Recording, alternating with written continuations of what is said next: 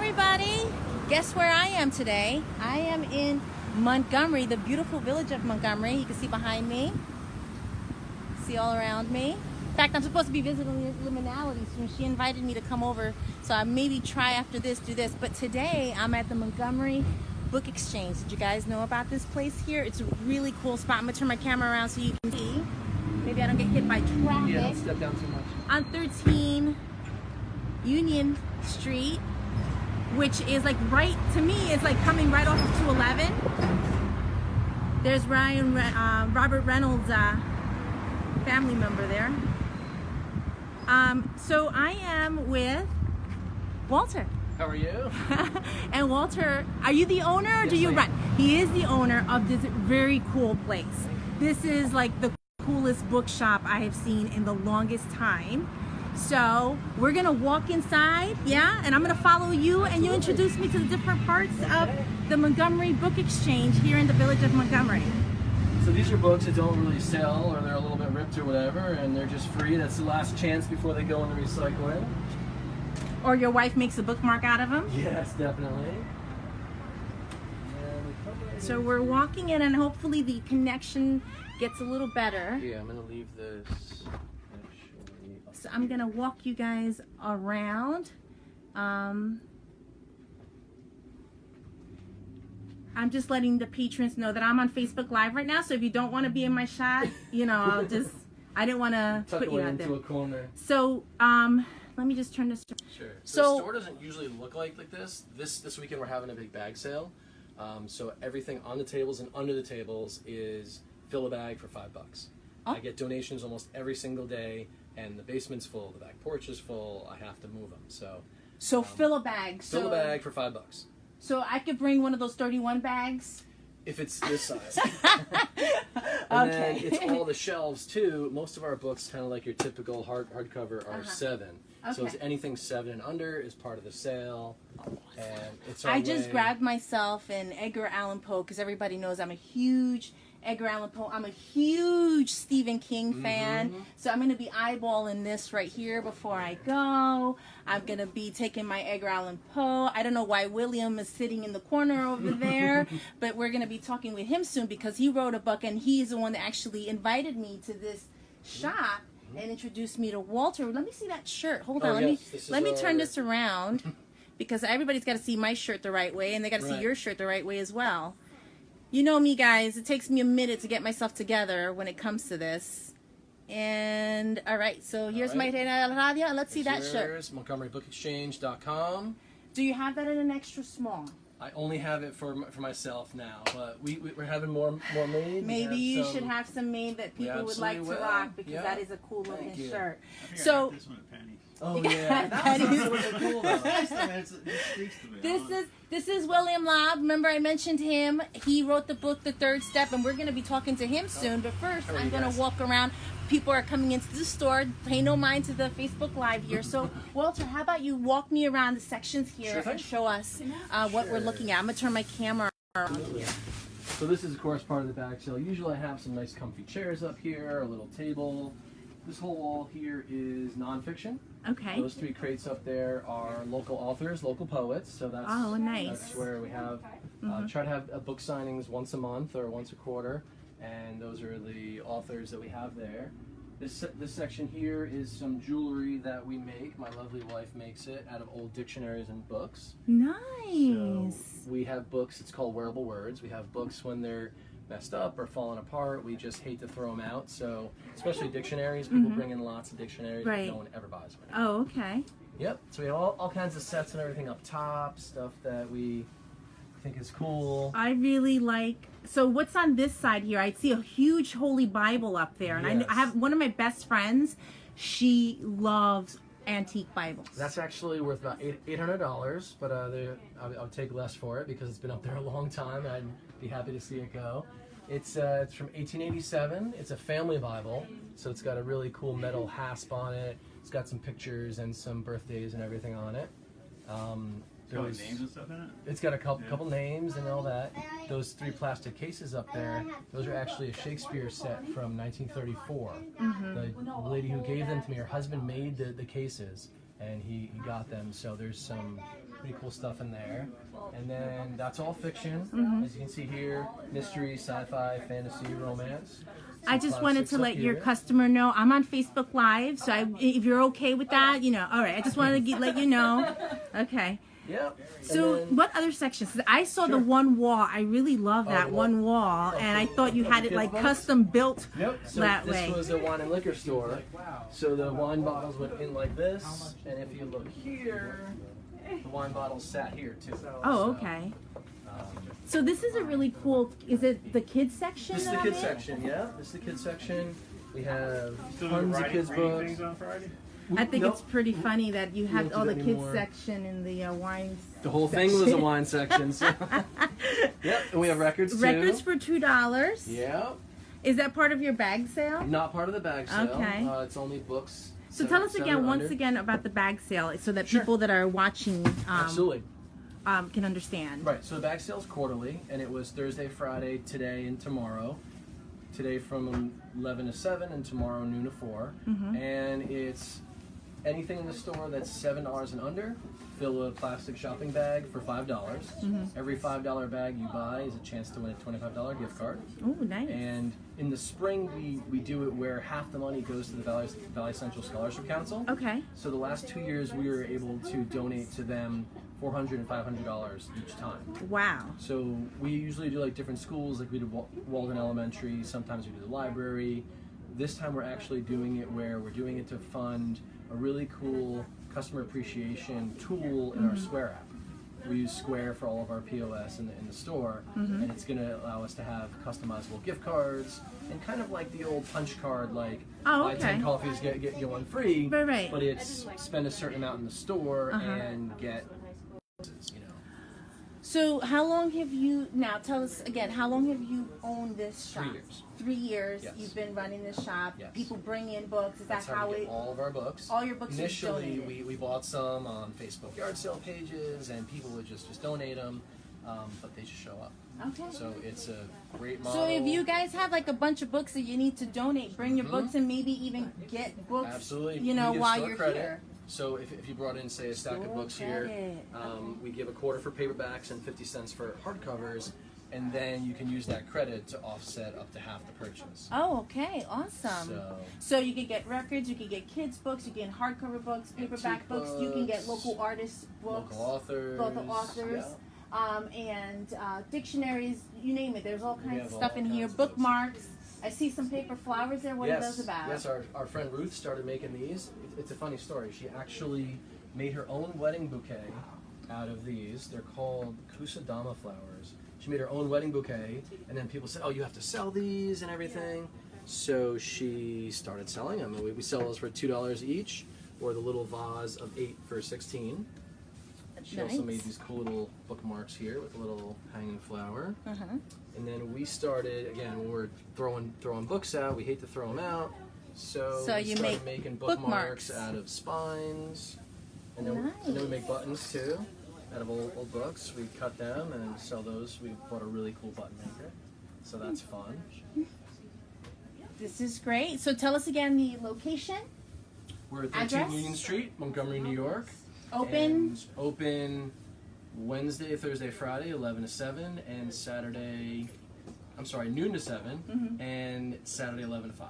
And Facebook, Instagram, and that's all we're really doing now. It's enough to keep us busy on and they are cash friendly, but also, as you can see, credit card friendly as well. We have the chip reader, we have the Square reader, and we're starting a new program with gift cards. Very nice. Well, thanks for giving us a little tour of the Montgomery Book Exchange here in the village of Montgomery. And then next, I am going to be sitting down with William Lobb because we're going to talk about his book, The Third Step, that I have been reading in between me running around all over Orange County. So he's going to tell us a little bit about his book, how he came to write this book, and what people should expect when they get this book. So I think we're going to try to squeeze into that corner if we can. You want to move it? Yeah, we can maybe move it. Yeah. You're perfectly fine. Thank you, Matt. I'll see you next Sunday. I'm going to be doing a live with Matt Maroney. Is it like the Property Pros? What do you think, Walter, here? stay with us, guys, because I am going to be talking to William Lobb, and he's going to be telling us about his book. He's a local author here in Montgomery, and so we want to try to support local authors as much as we can. So I got to figure out a way. How are we going to prop my thing? Oh, yes. Guys, stay with me, bear with me as I set you guys up to be with me. I will. My iPad is saying rotate, Barb. What are you doing? I am right. So where is your book? Do you have it with you? Let me get a copy. Let's get a copy of that book. Hi, everybody. So you guys have to come check out that Montgomery Book Exchange, 13 Union Street in the village of Montgomery. Hang out with us. And here, this is for you. This is for me. Did you sign it? Not yet. I will. Okay. I don't have a pen. I got to get more you in prepared. my screen. So let's get a little bit closer here. Okay. You get closer to me. Okay. There we go. Wow, half of that picture looks really bad. Let's see which way I got to go. This way. Oh, thank you, Walter. So, finally, after all this time. I after feel like all I've known this you for time, years. he's hanging out with the Reina de la Radio, and I'm hanging out with local author William Lobb. Third step. I showed you guys the book that I purchased via Amazon, not a local store like we all should. So tisk to me. Bad on you. Bad on me. But so I've started reading the book, and you've got a bunch of great reviews on this book. Yeah. And you've actually on your Instagram account, you post excerpts of the book. Is this that what one you're posting? and the new one too. Yeah. What's the new book? New book is kind of a study of friendship. I had a really close friend, Louis. I talk about him a lot. He was a difficult human being, and we had some. There's no relation to any truth in any of my books, by the way. There is, can I tell you something? No, there's a lot. There was a section. First of all, people were asking me if this was a biography of some sort, or if any of these characters were people that you knew, or they're loosely based on people that you know. You did mention in the beginning of the story something that happened in Goshen.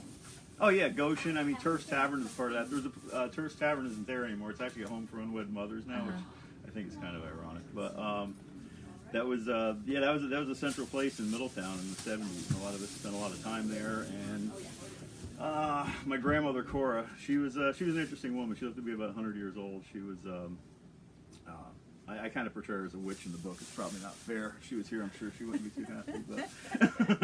But it's it's loosely based on a lot of people. Yes. You know? Okay. Well, let me just say a really quick hi to everybody. Lenora, hello. Daniel, hello. Everybody that's signing on, thank you so much for hanging out with us.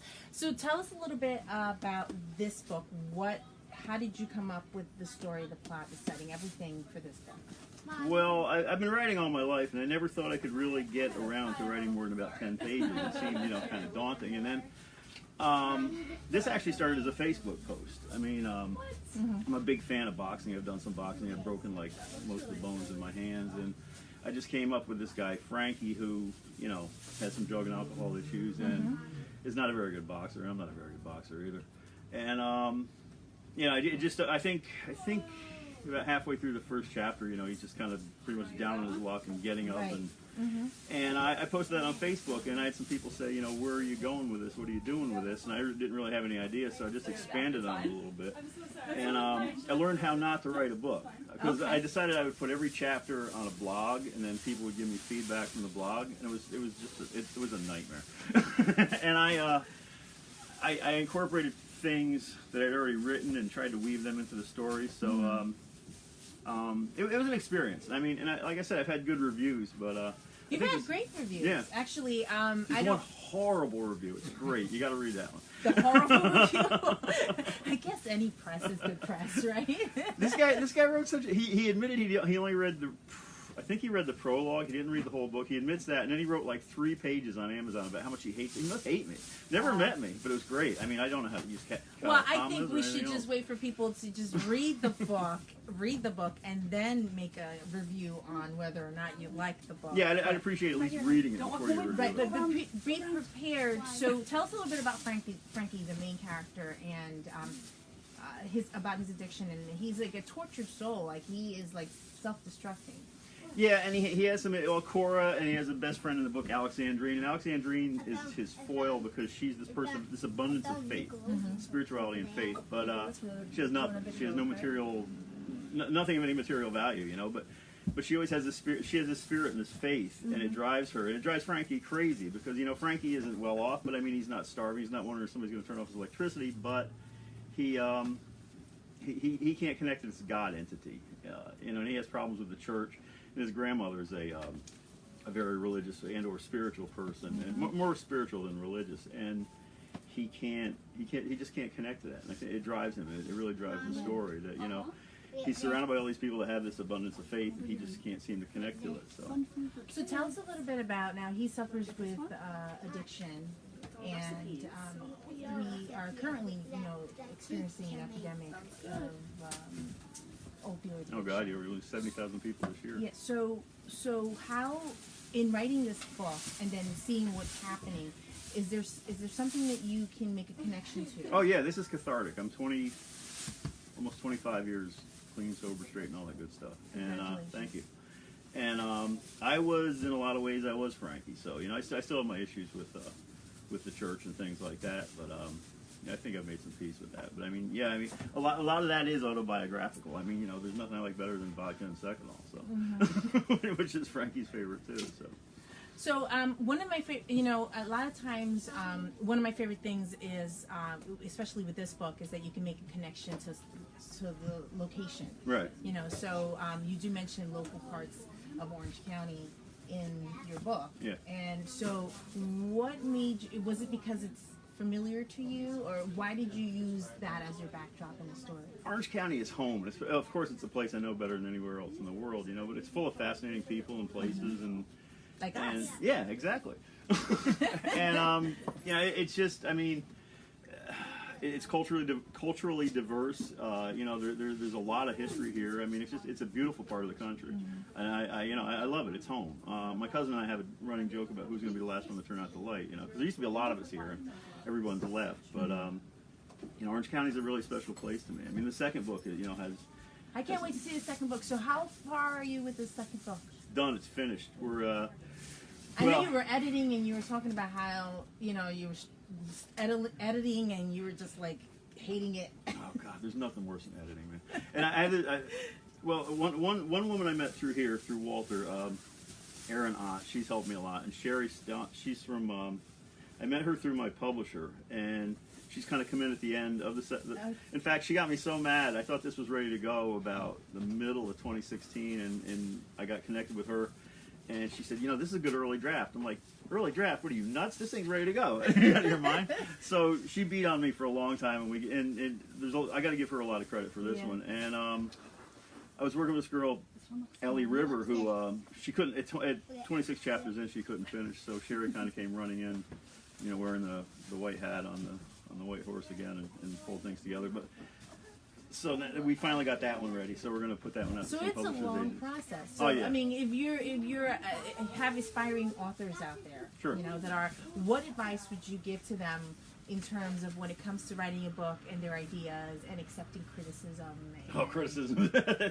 That's the hardest part, man. The first time. I know that's got to be the hardest because you in your mind have a vision and a dream of how something is going to go, but then you have someone that's coming from the outside, not really seeing it the way you see it, but gives you, constructive criticism, and that's a little hard to swallow sometimes. I love it now. You get to the point where you just, I think that's probably the best lesson in the whole process for me is learning to enjoy criticism. Like I said, that guy that wrote I do it all the time. I have to be honest with you. I've been doing this for a while, and whenever I get someone that is a radio veteran or someone that has not been doing what I'm doing now for a long time, and they give me criticism, I enjoy it. I say thank you, and I actually review what I do because I learn from what I do.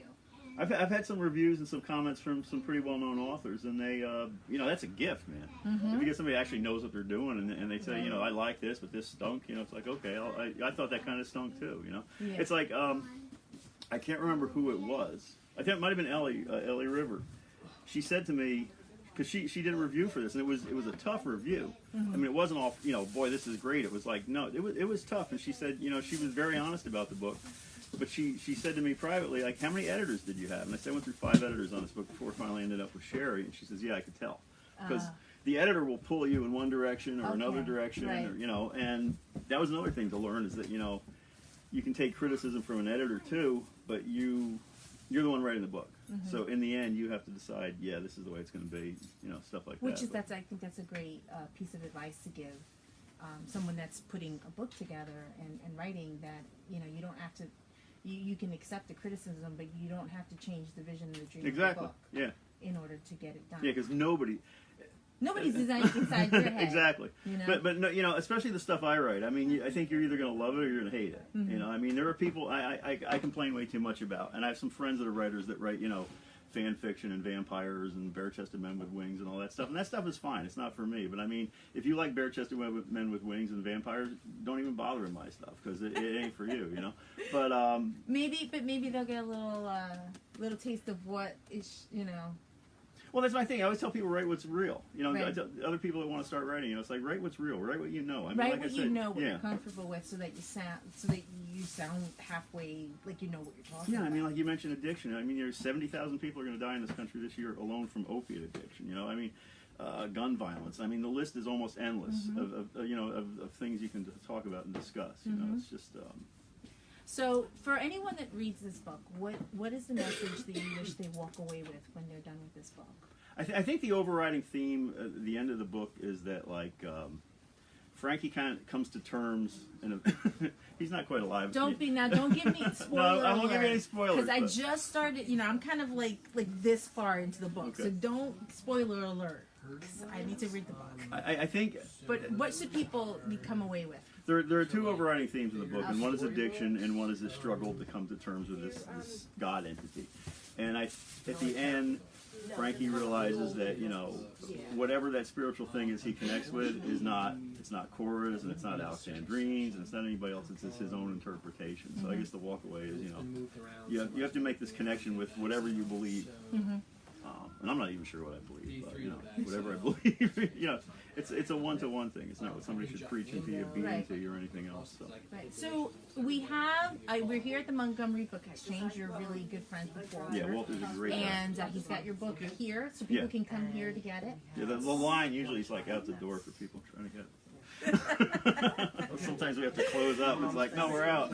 So I mentioned to Taylor Sterling. She is the station manager for WTBQ Radio. I do radio with them. I do every Friday a live programming with them for the Chamber of Commerce.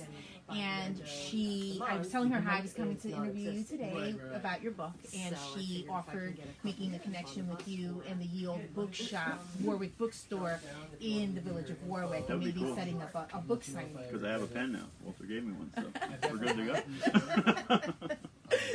So maybe we can arrange it and have you set up a book signing. It'd be great to be live with you. Oh, awesome! You do your book signing, and people come in and they can actually get your book there, get you to sign their book, and maybe if they have any questions about the book, they can ask you directly. Absolutely. So where else can people find this book? Barnes & Noble, Amazon, Apple, just anywhere online. I think Barnes & Noble Poughkeepsie has a couple copies floating around. I think there's one someplace else, but mainly it's online. So I know that you have Instagram. So is it for the book? How do people, if they wanted to follow you? That's the other thing about writing that you got to learn is that, you know, I'm not into self-promotion, but I mean, you really have to just totally be into shameless self-promotion. You do, absolutely. Day Night Live Audio. I got to get a T-shirt. You have to. You have to do it. If you don't do it for yourself, no one else is going to do it. Unless you're on somebody like you. Yeah. You're awesome, by the way. Thank you. But yeah, I mean, you just got to get out there and you got to beat on it. You know, you Instagram all the time, and you know now Pinterest. You know, I mean, I've been trying to do more stuff on Pinterest, and you know, you have the author page and your personal page and your Facebook, and just get it out there. You know. No, I know when we were exchanging conversation, you mentioned another author, a local author that you wanted to. I guess we didn't get to connect with him. That he writes children's books. Do you want to give him a little plug? Yeah, Michael Hord.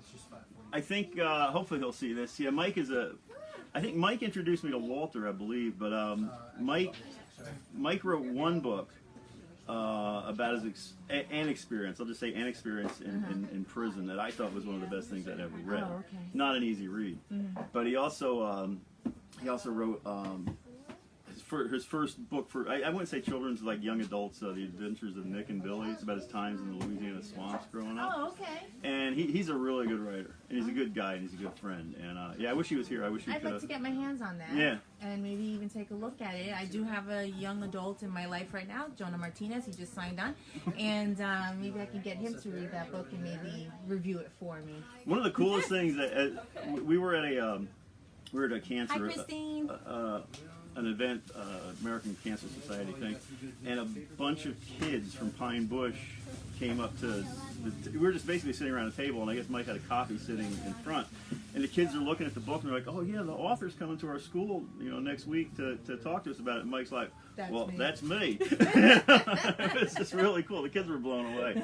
It was really neat to see the kids' reaction, because 300 years ago when I was their age, I think it would have been a different reaction. But these kids were really, really respectful and kind of like in awe of the guy. It was pretty neat. Yeah, cool. that's really cool. Yeah. And I think that we're bringing it back where people are starting to get appreciate books again. Yeah. I know we went to like a digital format, but I think people are slowly coming back, as evident by the people who are hanging out in the bookstore right now. That people are slowly coming back to paper, and they want something tangible to hold on to. Yeah, I think I sell more Kindle books than paperbacks, but and you sell. I think it's just easier to access. Yeah, but I mean, there's something about having a book. I really think. That's for me too. I mean, I have a Kindle, a Paperwhite, and I have but I also I see this shelf here of Stephen King. All of my Stephen Kings, the moment it comes out, I grab it. Yeah. So it's like instant. It's new. I get an update. Stephen King is out. I order the hardcover, and I always get every single one of them. It's just. I'm sure he appreciates. That's the that's the thing that I do. So, but I think there's people that are just hardcore book fans, and they will always want something tangible to hold on to. So, so your next book, when can we see it? We're gonna go a different route with publishing that this time. That's up to when Sherry says it's good to go. But I'm gonna start pushing up. I'm gonna practice talking next. I'm gonna start pushing You're a writer. Excerpts of that out on. Instagram's kind of hard because you can get about a paragraph in a picture, but I'm going to start pushing samples of that out. Okay. And there's one publishing agent that was very interested in this book. And in fact, this is a funny story. I don't want to keep this going too long, but I mean, this guy's like, so Sherry hooks me up with this guy, and he's like one of the toughest in the country, right? And we're going down to New Orleans to meet some publishing agents, and she's all excited because she hooks me up with this guy. I won't say his name. But I'm like, of all the people you can hook me up with, you hook me up with this guy? And I go in there and I'm terrified, right? And I'm sitting there, and we basically had like a half an hour to meet. And he said, this is gorgeously written and you're a wonderful writer. And I'm like, and I got up. And he's like, we still have more time. He's like, no. He said he didn't like the beginning. After I met with him, I rewrote the prologue and the introduction, the fight scene. Because he said you have to be more, the beginning of the book has to be more gripping. You have about one paragraph to grab a reader, and after that, they're going to move on to the next thing. But, so anyway, but we'd already self-published this, and we were kind of like, it's only been out about a week, we could fudge it, but then he'd probably get really mad, so we decided that, we'd go legit, but yeah, I'm waiting for him to, for him to get a look at it, so I'm hoping in the next month or so. Okay, all right, So that's we'll be looking at, what is the title of the book? It's the Three Lives of Richie O'Malley. It's 3 Lives of Richie O'Malley. Yes, Okay. it's pretty dark too, but it's. Okay. Well, if that's what people are into, that's what they're into, and they'll look at the book. So the third step here, William Lobb, you want to get your hands on this, come to the Montgomery Book Exchange. Pay attention because we may have him set up over at the Ye Olde Warwick Bookshop for a book signing, but you can also get it like I did on Amazon.com and Barnes & Nobles. So, but try here first. Come to the Village of Montgomery. Yeah, come see Walter. Come see Walter. Come check out this section. He's got this, like he mentioned before, you can fill up a bag this weekend. $5 for the bag here at 13 Union Street in the Village of Montgomery. William, thank you so much for hanging out with me today. Nice to finally meet you. Nice to finally meet you. No problem. You're going to sign my books. Oh, absolutely. Great.